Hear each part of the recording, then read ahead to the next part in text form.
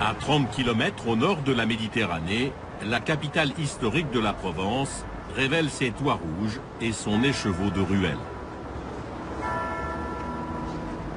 La cathédrale Saint-Sauveur domine le cœur de cette cité fondée il y a plus de 2000 ans par les Romains. Nous sommes ici sur le lieu de naissance, l'acte fondateur de la ville d'Aix-en-Provence, puisque c'est ici que, sur l'ancien forum de la ville romaine à Coëssexier, se construit la première église au 5e siècle, l'église qui deviendra la cathédrale Saint-Sauveur, la cathédrale d'Aix-en-Provence, qui a donné son nom au quartier, le bourg Saint-Sauveur, qui est le départ de la ville médiévale, qui s'agrandira et deviendra la grande ville d'Aix-en-Provence. Frédéric Paul est guide et conférencier.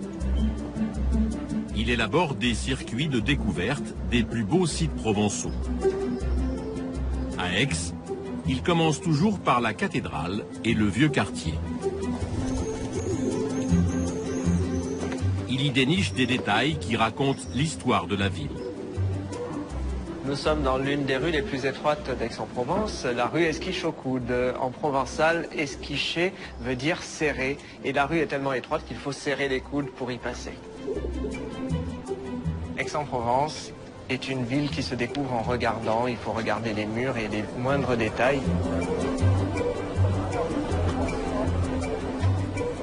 Frédéric quitte le quartier médiéval. Au XVIIe siècle, un enfant du pays, l'archevêque Michel Mazarin, frère du cardinal, donne un nouveau visage à Aix-en-Provence. Il imagine cette large promenade qui traverse la cité, le cours Mirabeau. C'est un cours qui est une première architecturale en France, puisqu'il mélange à la fois le côté du corso à l'italienne et ce que l'on peut voir aussi à Paris, avec des allées plantées d'arbres. Et il est bordé de chaque côté par des hôtels particuliers qui sont de style rococo et baroque. Les grandes familles se font ériger sur le cours des fastueuses demeures. Chaque propriétaire rivalise d'audace pour marquer sa richesse, comme ici, sur la façade de l'hôtel Morel de Ponteves, avec ses sculptures monumentales, des Atlantes. Ces statues sont vraiment étonnantes, elles sont démesurées, bien plus grandes que le balcon qu'elles supportent. Elles ont aussi choqué le public au XVIIe siècle, parce que quand on les regarde dans le détail, on voit que le pagne descend bien trop bas et que l'on voit les poils pubiens de ces statues. On pense qu'il voulait dire par là que si ça ne plaisait pas, il pouvait montrer ses fesses en gros.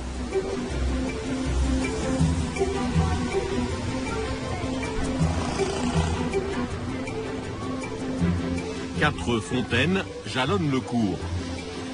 Elles retracent l'histoire thermale de la ville.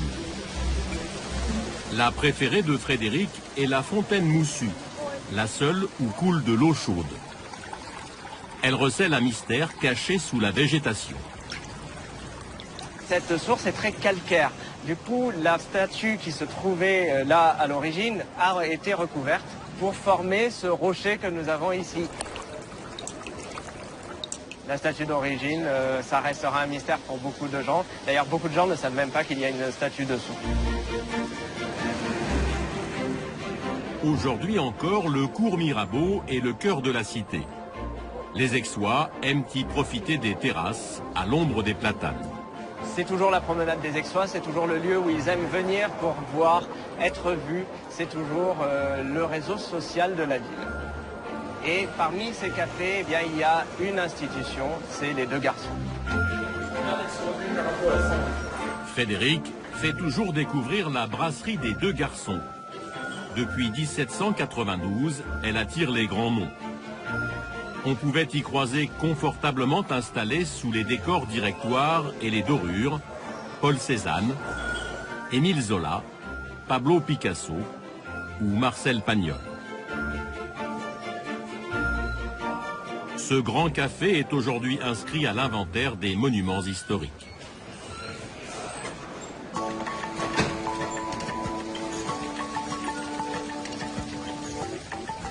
Le lendemain, Frédéric retrouve une historienne de l'art, Inès Castaldo. Elle termine une étude sur les hôtels particuliers dans le quartier Mazarin. L'archevêque y a inventé au XVIIe siècle un urbanisme novateur. Il a imaginé une ville nouvelle avec des rues à angle droit. Pour la première fois en Provence, on va construire un lotissement moderne. Grâce aux rues orthogonales, on va avoir un parcellaire tout à fait régulier, des parcelles carrées, avec des hôtels massés sur la rue, donc une ordonnance tout à fait parfaite. La grande innovation de ce quartier, ça va être de permettre l'édification de demeures très vastes, avec des jardins. Pour la première fois à Aix-en-Provence, on va pouvoir jouir d'un jardin de la même superficie que le bâtiment lui-même, et puis donc voilà un cadre de vie somptueux. Ici on a de la place, on a de l'espace, et on est complètement dans les principes parisiens d'ailleurs de l'époque. Inès va ouvrir à Frédéric les portes de l'hôtel de Bois-Gelin, édifié pour une famille de parlementaires aixois. Bonjour monsieur. Voilà nos deux conférenciers. Ils sont reçus par le propriétaire du premier étage. De Bois-Gelin, enfin dans l'étage noble.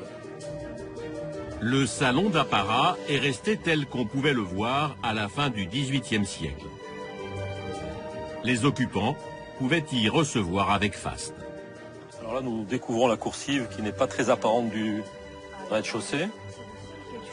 L'hôtel est le seul à s'ouvrir sur une coursive extérieure qui domine la rue et la cour d'honneur.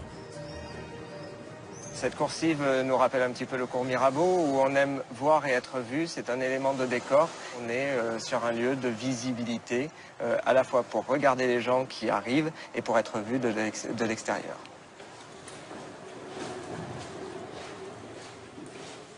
Le propriétaire fait maintenant découvrir à Inès et Frédéric la face cachée de la demeure. Elle surplombe un jardin d'agrément entouré de hauts murs. Alors ce qui est intéressant ici, c'est qu'on est dans la sphère privée. On est allé dans la cour d'honneur, on a passé les appartements. On a ici le jardin privé qui a une surface exceptionnelle, qui fait presque la surface de l'hôtel et de la cour ensemble. C'est un lieu privé et secret, caché, et qu'on ne voit pas souvent.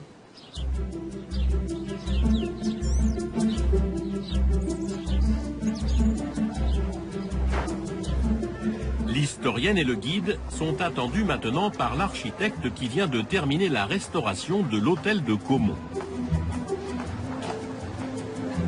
Ce chef-d'œuvre d'architecture classique est un emblème de la ville. Il vient de rouvrir ses portes après 5 ans de travaux.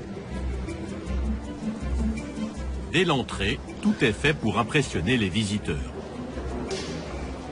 Quand on rentre à l'intérieur, on a cette grande verrière sur 2 niveaux qui nous donne un contre-jour et une lumière qui apporte vraiment une clarté assez exceptionnelle. C'est une lumière qui n'est pas plate, qui a des reflets, où il y a de la profondeur. En fonction du moment où le soleil passe à travers les verres, on a des reflets qui sont complètement différents.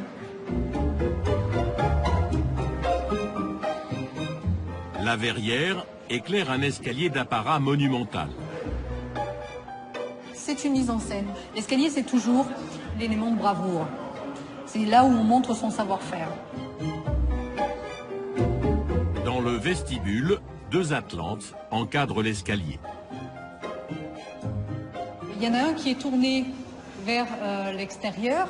Il vous accueille, donc le jeune vous accueille, il est là, il vous dit bonjour. Et le plus mûr va vous dire au revoir quand vous allez redescendre la cage d'escalier. Ça évoque le temps que l'on a passé dans l'hôtel de Caumont, le temps où on a apprécié la qualité de vie aixoise.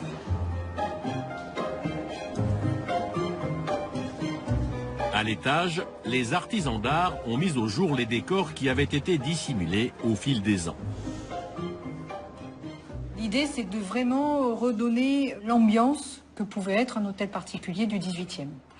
Sachant que tout ce qui était sur les murs, donc tout ce qui était gypserie, sont vraiment des choses authentiques que l'on a dégagées, qu'on a révélées. Avec les doreurs, l'architecte a retrouvé tous les détails créés au XVIIIe siècle. On peut révéler, avec un petit apport d'or, comme on voit ici sur les bois des cerfs, un décor qu'on n'avait pas du tout vu jusqu'à présent. D'un coup, La lumière accrochant l'or a fait apparaître le motif de cerf. On était complètement passé à côté et c'est étonnant parce que même les restaurateurs qui avaient travaillé un certain temps dessus ne l'avaient pas vu. On a beaucoup de chance de pouvoir le voir maintenant tel qu'il est et de pouvoir l'apprécier. C'est sa renaissance, c'est surtout le donner à voir, permettre au public et aux Aixois de se réapproprier un lieu.